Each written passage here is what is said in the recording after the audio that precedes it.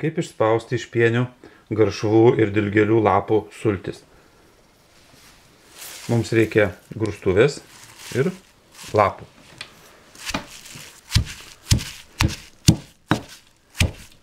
Jas grūdame, traiškome,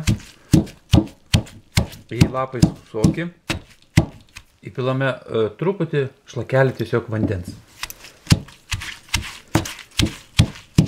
Ir padarome tokią žalią tyrę. Ta tyrė visą laiką gerkime prieš valgį, ypač labai vertinga jinai, jeigu geriame prieš pusryčius kokį 10-15 minučių prieš valgį. Arba tik atsikėlę po saldaus miego.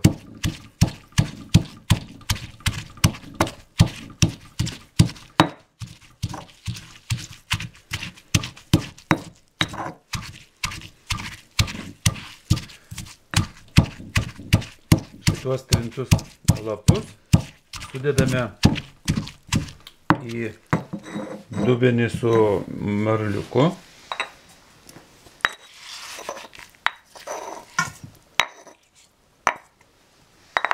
Ir rankomis išspaudžiame.